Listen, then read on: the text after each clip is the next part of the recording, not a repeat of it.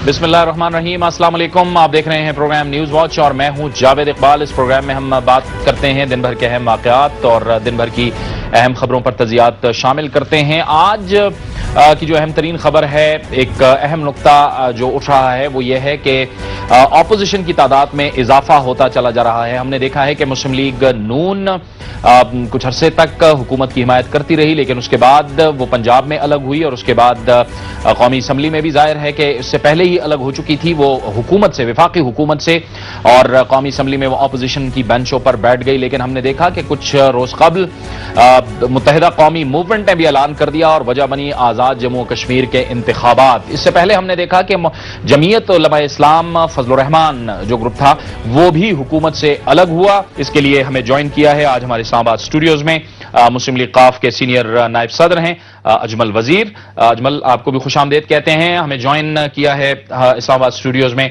साबिक secretary election commission जनाब कमर दिलशाद साहब, आपको भी खुशामदीद कहते हैं। लाहौर से हमें ज्वाइन किया है मुस्लिम लीग नून के सीनियर रहनुमा और रुकने कौमी असम्बली जनाब शेख रोहेल असगर ने। रोहेल असगर साहब, आपको भी खुशामदीद कहते हैं। बड़ी मेहरबानी।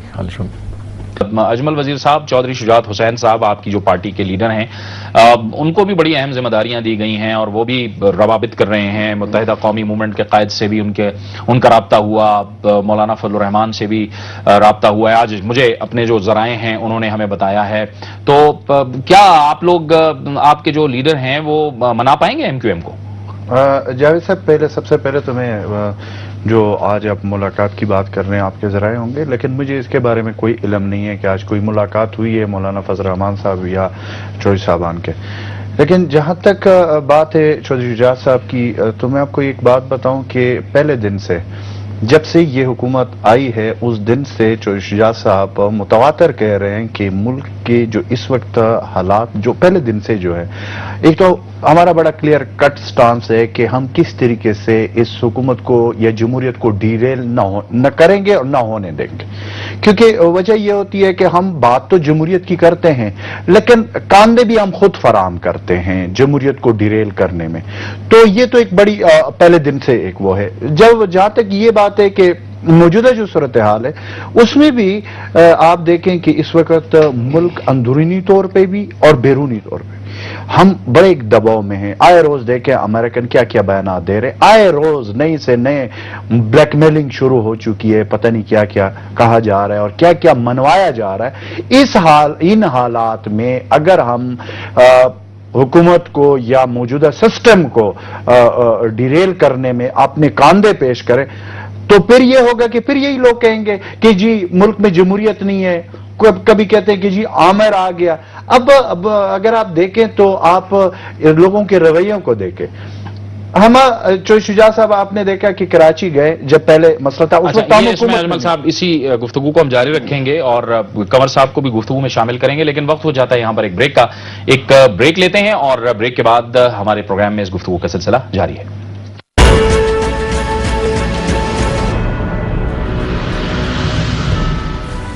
प्रोग्राम न्यूज वॉच में नाज़रीन एक बार फिर आपको खुशामदीद कहते हैं। असल ऑपोजिशन कौन है, यह है अहम तरीन सवाल और इसी पर गुफ्तगू का सिलसिला जारी है। लाहौर से हमारे साथ मौजूद हैं शेख रोहेल असगर, इस्लामाबाद स्टूडियोज में मुस्लिम लीग काफ के सीनियर नायब सदर अजमल वजीर और कमर दिलशाद साहब हमारे साथ मौजूद हैं। जी अजमल, आप अपनी बात पूरी करें। चौधरी शुजात हुसैन के किरदार की बात करें। मैं आपको बता रहा था कि जिस वक्त अभी हमने हुकूमत ज्वाइन ही नहीं किया था उससे पहले की बात मैं आपको बता रहा हूं कि हमारे क़यादत चौधरी शुजात साहब और मुशाहिद हुसैन साहब कराची गए, वहां पे एमक्यूएम के लोगों से वो उनकी मुलाकात हुई और फिर एएनपी के शाहिद साहब से भी मुलाकात हुई और मौलाना फजल रहमान साहब से भी उन दिनों में भी मुलाकात होती रही और हमेशा, क्योंकि हम ये समझते हैं कि इस वक्त मुल्क की जो सूरत हाल है, मैंने आपको पहले भी ये बात की है कि उसमें हमारे जो पॉलिटिशियन है अगर वो इस तरह अपने गर्दन में सरिया रखेंगे तो इससे काम नहीं बनेगा। क्योंकि 18 करोड़ आवाम की बात हमें करनी चाहिए। जाती अना, जाती जो हमारे जो एक दूसरे के साथ टेंशन, उससे बलातर होकर इस वक्त पाकिस्तान की हालात में उसके बारे में हमें सोचना चाहिए। ठीक है, कमर दिलशाद साहब आप फरमाइएगा कि सिस्टम को भी चलाना है,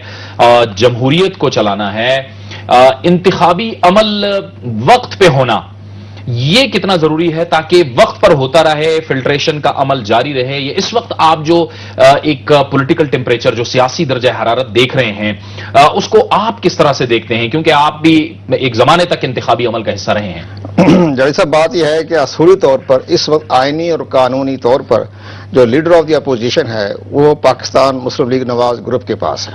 اگر ہم پارلیمنٹ کی تو دیکھا جائے، پارلیمنٹ ایکٹ کے مطابق دیکھا جائے یا آئین دیکھا جائے، تو وہ اس وقت متفقہ طور پر صحیح معنوں میں لیڈر آف دی اپوزیشن جو ہے اس کی قیادت پاکستان مسلم لیگ نواز گروپ کے پاس ہے۔ اب اس کے ساتھ ساتھ جو کہ اب متحدہ قومی موومنٹ بھی اپوزیشن شامل ہو گئی ہے، اور مولانا فضل الرحمان ظاہر ہے وہ بھی لیڈر آف دی اپوزیشن کے ساتھ تو نہیں ہے، لیکن اپوزیشن کا کردار ادا کر رہے ہیں۔ باوجود اس کے اجمل صاحب کے اپوزیشن کی تعداد تو بڑھتی جا رہی ہے، لیکن اب آپ حکومت کا حصہ ہیں، آپ کو کوئی مسئلہ نہیں ہے؟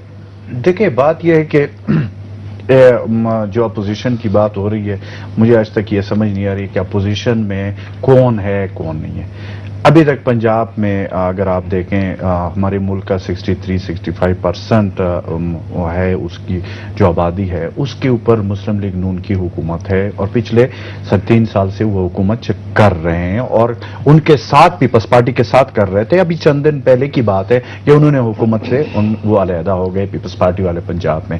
اسی طرح اگر آپ مولانا فضل الرحمان صاحب کی پارٹی ہے تو وہ بلوچستان میں حکومت میں ہے، ٹھیک ہے۔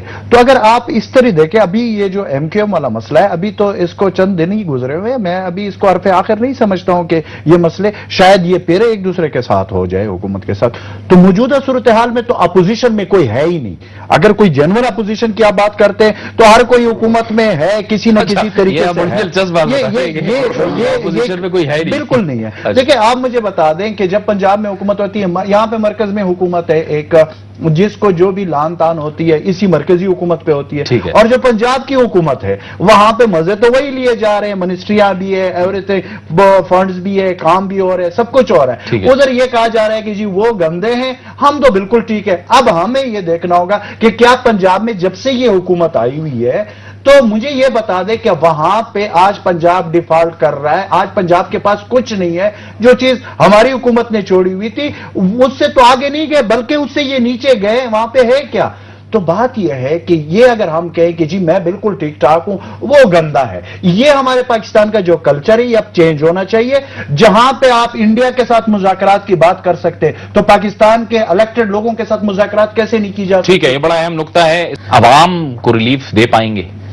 دیکھیں جاوید صاحب، بات یہ کہ ہم نے جس وقت یہ حکومت جوائن کیا تھا اس وقت بھی ایک بات بڑی کلیئر ہم نے کی تھی کہ ہم دیکھیں یہ جتنی بھی ہمارے حکومت میں اس وقت آپ دیکھیں وزارتیں ہیں یا جو بھی ہمارے 3 وزارتیں ابھی وہ جو ڈیوالو ہوئے اس میں ہوئے، ہم نے حکومت کے ساتھ کوئی بارگیننگ والی بات نہیں کی ہے، اور نہ ہمارا کوئی اس قسم کا پروگرام ہے۔ ہم یہ چاہ رہے ہیں کہ اس وقت ملک جن حالات میں ہمارے جو بھی اس وقت حالات ہیں اس میں ملک آگے بڑھ نہیں سکتا۔ اور دوسری سب سے اہم بات یہ ہے کہ یہاں پہ مڈ ٹرم الیکشن یا جنرل الیکشن کی بات ہوتی ہے۔ جاوید صاحب، آپ کا کوئی جگہ پاکستان کا محفوظ نہیں ہے، آئے روز خودکش حملے ہو رہے ہیں، اوپر سے میں ڈرون حملے ہو رہے ہیں، معیشت آپ کی تباہ ہو چکی ہے۔ ان حالات میں آپ اگر الیکشن کرائیں گے بھی تو کیا چینج آئے گا، اور جو دوسرے لوگ آئیں گے وہ کیا چینج لائیں گے؟ ٹھیک ہے، بہت شکریہ، بہت بہت شکریہ اجمل وزیر صاحب، آپ کا بھی بہت بہت شکریہ قمر دلشاد صاحب، آپ کا بھی، آپ نے ہمارے اس پروگرام میں گفتگو کی۔